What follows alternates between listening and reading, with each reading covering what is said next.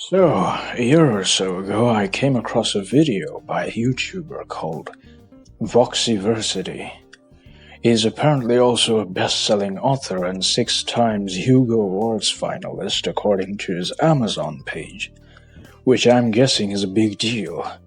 Aside from the strange observation on my part that everyone seems to be a best-selling author these days, is that the video in question is called the Socio-Sexual Hierarchy.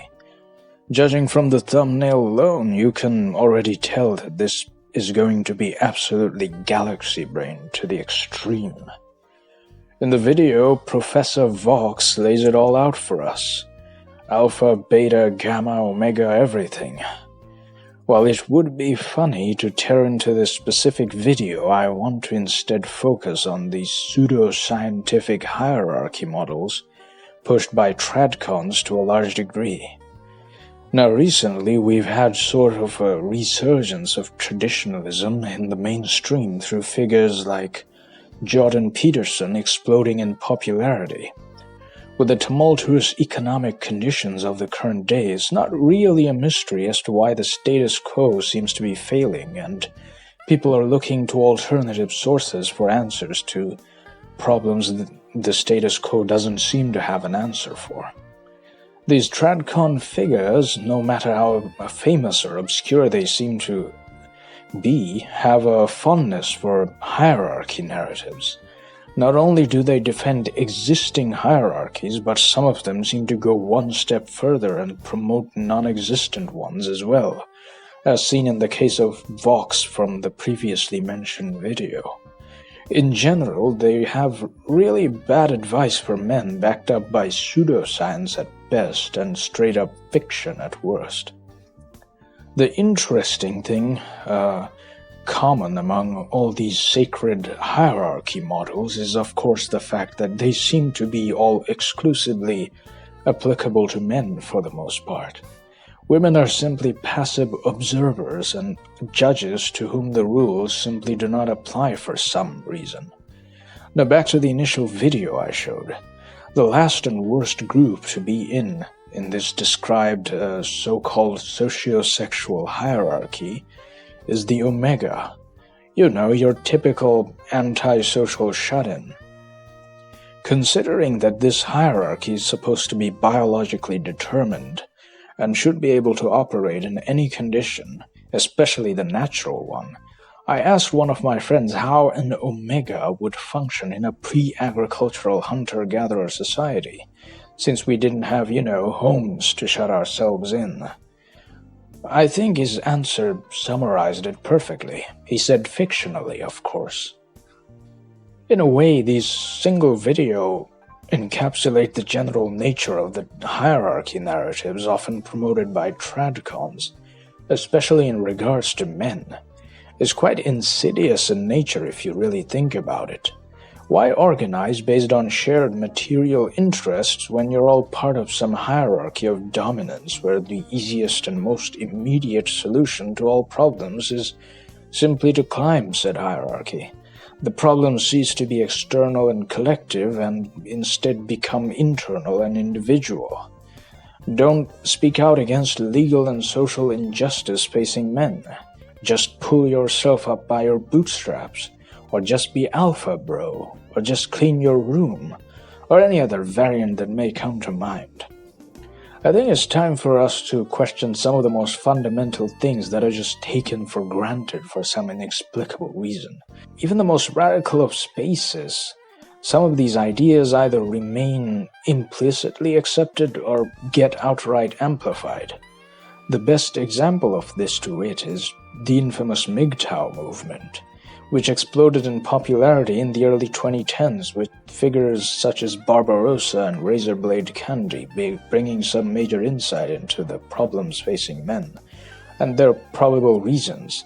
While many people had many ideas on what MGTOW was, it started out in the simplest form as men collectively refusing to provide and protect women and recognizing traditional gender roles as the bad deal it was. If you boil it down to its very essence, it was a rejection of the traditional gender roles that were hoisted onto men by society. However, MGTOW degenerated over the years and eventually started to tout the same traditional gender roles which they initially rejected as their path to liberation. A return to some form of tradition in which men once again regain what power they have supposedly lost over the years, promoting the nuclear family in the process. Inherently toxic and anti-male ideas such as that of male disposability were being stated as facts beyond doubt, and even as a means of increasing male scarcity and thereby male value in society by some very prominent figures in the MGTOW space. It seems that tradcon elements always seem to resurface and eventually take over any sort of radical rethinking of the male condition. It isn't really much of a mystery as to why that is. After all, the feminists generally side with the liberal progressive camp, so any sort of pushback to it would usually arise from the natural opposition, which is the traditional conservative one. While traditionalism may seem like an improvement on the current conditions, one has to realize that traditionalism, as is usually presented to us as the 1950s picturesque American suburban nuclear family, is not only a false ideal, but it is fundamentally obscuring the true nature of such a situation. The conditions of the post-war boom in America is in no way representative of traditionalism. It was a blip in time of relative affluence in a small part of the world. As those conditions changed, so did society.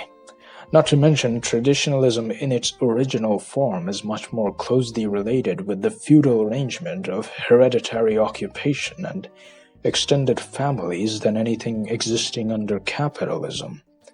The nuclear family, despite being touted as the building block of society, in reality is a very recent phenomenon of the Industrial Revolution and large-scale proletarianization of the working masses. Any sort of return to traditionalism is ultimately bound for failure.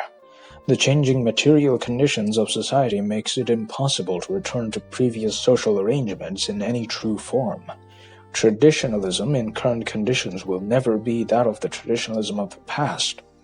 It will at best be a LARP with no fundamental changes.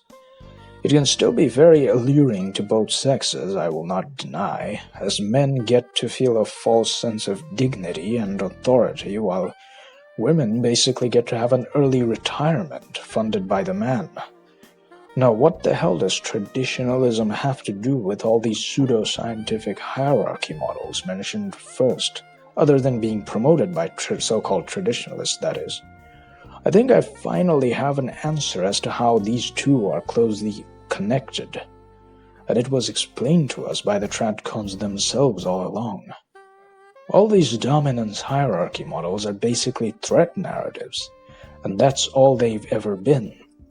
The biological nature of these hierarchies makes them an eternal and insurmountable threat, whereby the only thing we can do is merely reorganize these hierarchies in such a manner as to limit their effects, and traditionalism is the only means by which to achieve the best results for the largest group of men.